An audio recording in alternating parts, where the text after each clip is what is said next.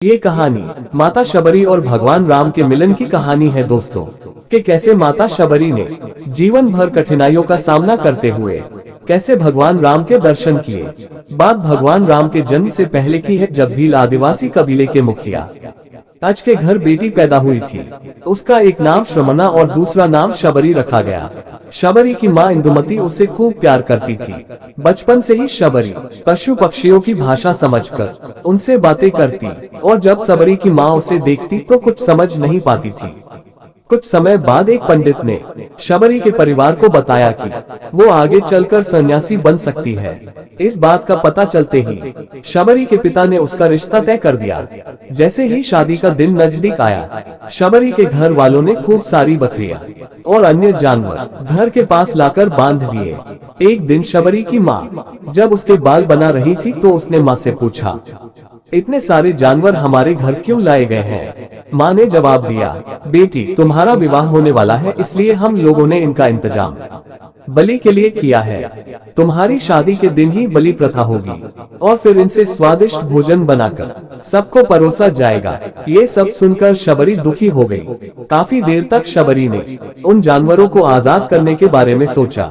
सोचते सोचते शबरी के मन में हुआ कि अगर ये जानवर यहाँ नहीं होंगे तो इनकी बलि रुक सकती है। ऐसा नहीं हुआ तो मेरे घर से कहीं चले जाने पर ही ये बलि रुकेगी। जब मैं ही नहीं रहूंगी तब न विवाह होगा और न ही बलि प्रथा। इससे मासूम जानवर बच जाएंगे। इसी सोच के साथ जानवरों को रखी गई जगह पर शबरी पहुंची। उसने सोचा कि उन्हें खोल देती हूँ, लेकिन वो ऐसा नहीं कर पाए। उसके बाद शबरी जंगल की तरफ भागने लगी। भागते भागते शबरी ऋषिमुख पर्वत पहुँच गई। वहाँ करीब 10,000 ऋषि रहा करते थे। शबरी को लगा कि वो भी इसी जंगल में किसी तरह ऋषि मुनियों की सेवा करके अपना जीवन जी लेगी। वो चुपचाप उसी जंगल के एक हिस्से में किसी तरह से रहने लगी। शबरी रोजाना ऋषि मुनियों की झोपड़ी के आगे झाड़ू लगाती और हवन के लिए लकड़ियां भी लाकर रख देती। ऋषि मुनियों को समझ नहीं आ रहा था कि जंगल में उनके काम अपने आप कैसे हो रहे हैं। एक दिन शबरी को किसी ऋषि ने देख लिया। उसे देखते ही उसका परिचय पूछा।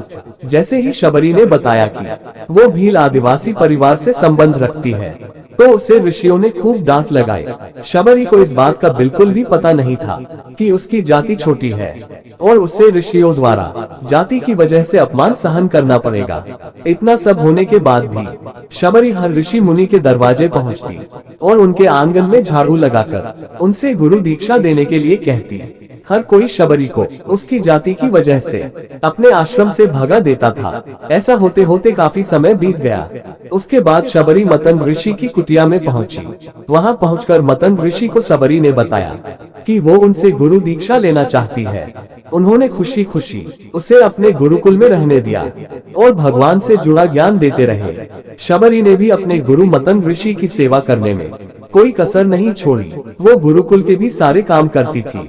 शबरी से खुश होकर मतन ऋषि ने उसे बेटी मान लिया था। समय के साथ मतन ऋषि का शरीर बूढ़ा हो गया। उन्होंने एक दिन शबरी को अपने पास बुलाया और कहा, बेटी मैं अपनी देह त्यागना चाह रहा हूँ। बहुत साल हो गए इस शरीर में रहते रहते।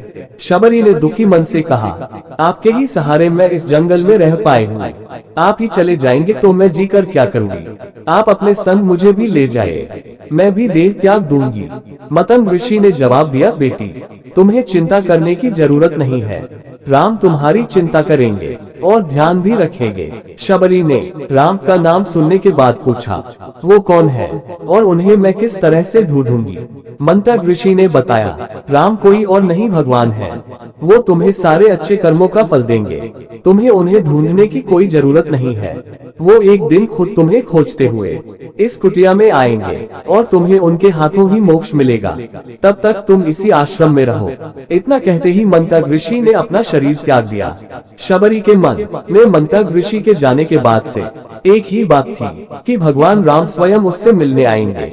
वो रोज भगवान राम से मिलने के लिए बाग से अच्छे अच्छे फूल लाकर पूरा आश्रम सजाती और भगवान के लिए बेर तोड़कर लाती। भगवान के लिए बेर चुनते हुए शबरी उन्हें चख लेती थी ताकि भगवान को सिर्फ मीठे बेर ही दे। रोजाना शबरी इसी तरह भगवान के दर्शन की आस में फूल और बेर इकट्ठा करती रहती थी। इसी तरह इंतजार में कई साल बीत गए। शबरी का शरीर एकदम वृद्ध हो गया। एक दिन आश्रम के पास के ही तालाब में शबरी पानी लेने के लिए गई। तभी पास के ही एक ऋषि ने उसे अछूत कहते हुए वहां से भागने के लिए कहा और एक पत्थर मार दिया। वो पत्थर जब शबरी को लगा तो उसे चोट लगी और खून बहने लगा। बहते हुए खून की एक बूंद उसी तालाब के पानी में गिर गई। तभी पूरा तालाब का पानी खून में बदल गया। ये सब होता देखकर ऋषि ने शबरी को ही डांटा और कहा कि पापी, तुम्हारी वजह से पूरा पानी खराब हो गया।